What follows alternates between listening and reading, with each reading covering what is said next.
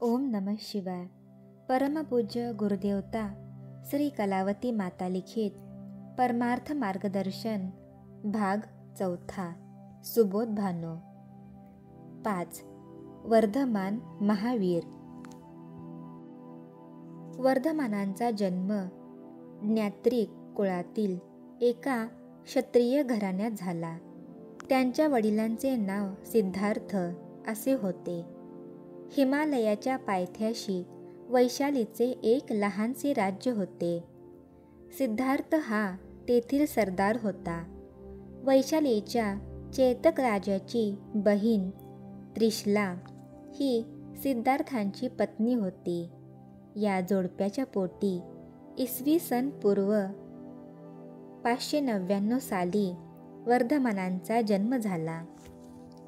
वर्धमान लहानपणापासून धार्मिक वृत्तीचे होते. तसेच ते बलवानही होते. त्यामुळे लोक त्यांना महावीर असे म्हणत. ऐन तारुण्यात त्यांचे लक्ष विशेषत्वे करून धर्मग्रंथाकडे वेधलेले पाहून मुलाला उपरती होण्यापूर्वीच मायामोहात जखडून टाकावे या विचाराने मातापितरांनी लवकरच त्यांचे लग्न उरकून घेतले. वर्धमानांच्या पत्नीचे नाव यशोदा.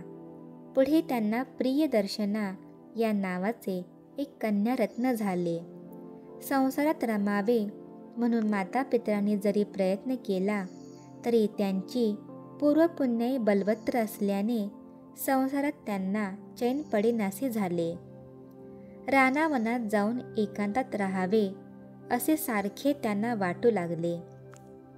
पण या गोष्टीला आई बाप विरोध करणार याची त्यांना खात्री असल्याने त्यांनी आपल्या मनातील गोष्ट त्यांच्यापासून गुप्तच ठेवून दिली. ती गोष्ट काही दिवसांनी त्यांच्या मातापितरांच्या कानावर गेली. तेव्हा त्यांना अतिशय दुःख झाले.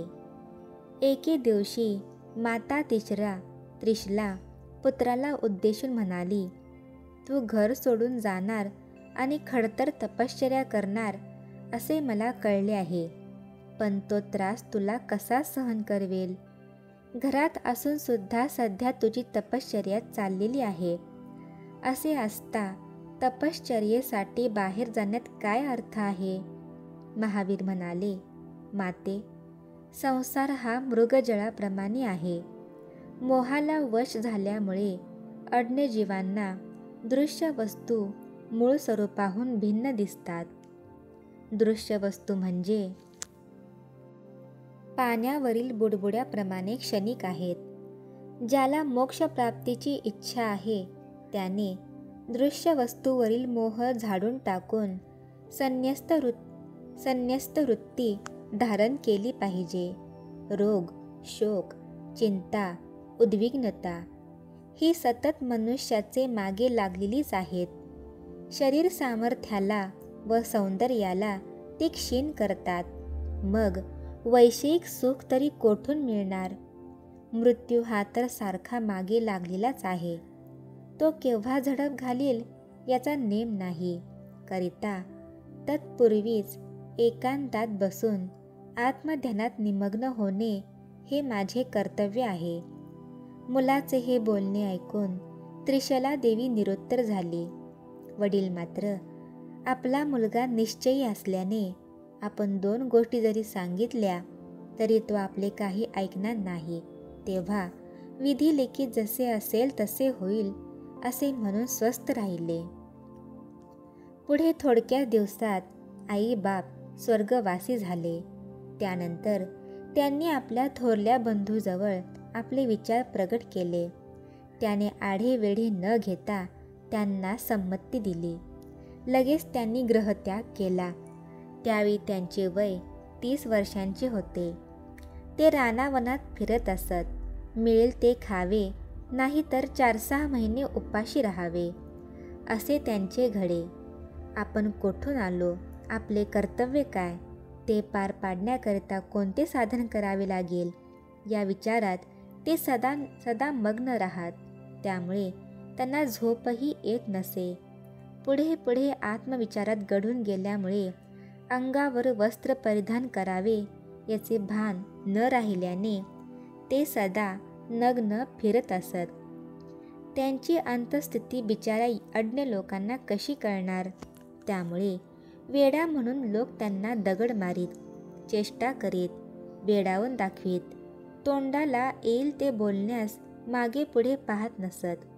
कुत्री पाठीशी लागली तरी हत्ती जसा पाठीमागे वळून न पाहता सरळ आपल्या रस्त्याने जात असतो, त्याप्रमाणे लोकांनी अनेक प्रकारे जरी छळ केला तरी त्यांनी आपला मार्ग सोडला नाही. 12 वर्षे काया वाचा मनाने तपश्चर्या घडल्यावर एके दिवशी ऋजुपालिका नदीच्या तीरावर एका शाल वृक्षाखाली आत्मचिंतन करीत बसले असता त्यांना साक्षात्कार झाला. आपल्याला मिळालेला आनंद इतरांनाही मिळवून द्यावा या उद्देशाने पुढे ते देशोदेश फिरू लागले. महावीरांनी मगध, अंग व विदेहादी देशात हिंडून धर्मप्रसार केला. मगध देशाचा राजा बिंबिसार याने प्रथम महावीरांचा धर्म स्वीकारला. त्यानंतर चहूकडचे लोक त्यांचे शिष्य झाले. त्यानंतर त्यांनी मौन धारण केले. एकदा कुमार या गावाच्या बाहेर महावीर ध्यानस्थ उभे राहिले होते. त्याचवेळी समोरील शेतात नांगरणाऱ्या शेतकऱ्याने आपल्या बैलांना मोकळे सोडून दिले आणि तो गावात गेला. तेथून बैल चरत चरत भलतीकडेच गेले. शेतकरी परत येऊन पाहतो तर तेथे त्याला बैल दिसले नाहीत. तेव्हा त्याने महावीरांना त्याबद्दल प्रश्न केला. त्यावेळी त्यांचे मौन होते, पण ते बोलले नाहीत म्हणून शेतकऱ्याला त्यांचा संशय आला. रागाने शेतकरी लाल झाला. त्या भरात त्याने 2 खिळे त्यांच्या 2 कानात हातोड्याने ठोकले. इतक्यात शेतकऱ्याचे बैल चरत चरत जागेवर आले. त्यानंतर महावीर तेथून परतले. त्यांच्या कानातील खिळे वाटेवरून जाणाऱ्या एका सज्जनाच्या दृष्टीस पडले. लगेच ते त्याने काढून टाकले. अशा प्रकारे कित्येक कठीण प्रसंग त्यांच्यावर येऊन गेले आणि ते निमूटपणे त्यांनी सहन केले. चातुर्मासात ते एका ठिकाणी राहत असत आणि त्या संधीत लोकांना उपदेश करीत असत. त्यावेळी संस्कृत भाषेचे ज्ञान सर्वांना नसल्याने प्राकृत भाषा ते वापरीत असत. ते सांगत की अहिंसा परमो धर्म, सज्जन हो. यज्ञ यागादी कर्मे मी निषिद्ध मानतो, कारण त्यात हिंसा घडते. मनुष्याचे कर्तव्य म्हणजे आत्मोद्धार करणे. आत्मा हा सर्वश्रेष्ठ आहे. अविचाराने मनुष्य चुकीची वाट धरून नाना दुःखी भोगतो. आपल्या वाटणीला दुःख येऊ नये तर मनुष्याने श्रेष्ठ पुरुषांचा योग्य प्रकारे आदर केला पाहिजे. श्रेष्ठ पुरुषांच्या चरणी नम्र झाले पाहिजे. त्यांच्या मार्गदर्शनानुसार वागले असता मनुष्य आत्मोद्धार करू शकतो. दुष्ट वृत्तीच्या माणसांना आत्मज्ञान हस्तगत करता येत नाही. करिता मनुष्याने शक्यतो आपली वागणूक शुद्ध ठेवली पाहिजे. याचकरिता श्रेष्ठ पुरुषांच्या सहाय्याची अत्यंत जरुरी आहे. त्यासाठी त्याने 5 गोष्टी ध्यानात ठेवाव्यात. 1. हिंसा करू नये. 2. नेहमी खरे बोलावे व सचोटीने वागावे. 3. चोरी करू नये. 4. इंद्रियांचे लाड पुरवू नयेत. 5. संचय करू नये. या 5 गोष्टी पाळल्या असता मनुष्याला खचित मोक्ष मिळतो, हा बोध त्यांनी केला. त्या काळी ब्राह्मणांच्या वर्चस्वाखाली दडपले गेलेले जे लोक होते त्यांना महावीरांचा हा बोध लगेच पटला. त्यामुळे त्यांचे त्यांनी शिष्यत्व पत्करले. इंद्रियांवर ताबा मिळवणे मोठे कठीण काम असून ते महावीरांनी साध्य करून घेतले म्हणून लोक त्यांना जीन म्हणत असत. महावीरांच्या पूर्वी जैन धर्मात पार्श्वनाथ या नावाचा एक तीर्थकार होऊन गेला. त्याने जैन धर्माला खरी चालना दिली.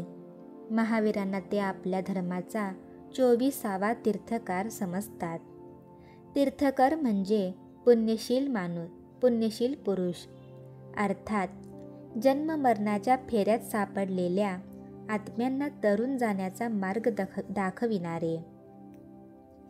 महावीरांनी या धर्माचा बराच प्रसार केला, त्याला राजाश्रय मिळवून दिला. तेव्हापासून जैन धर्म हा आर्यांच्या धर्मापेक्षा काही वेगळा आहे असे लोक मानू लागले. शेवटी वयाच्या 72व्या वर्षी बिहार प्रांतातील पावापुरी येथे कार्तिक कृष्ण पक्ष चतुर्दशीच्या रात्री त्यांनी देह ठेवला. महावीरांच्या मृत्यूनंतर काही दिवसांनी जैन धर्मात श्वेतांबर व दिगंबर असे 2 पंथ पडले. श्वेतांबर पंथातील साधू पांढरे कपडे वापरतात. दिगंबर पंथातील साधू कपडे मुळीच वापरत नाहीत. श्री सद्गुरुनाथ महाराज की जय.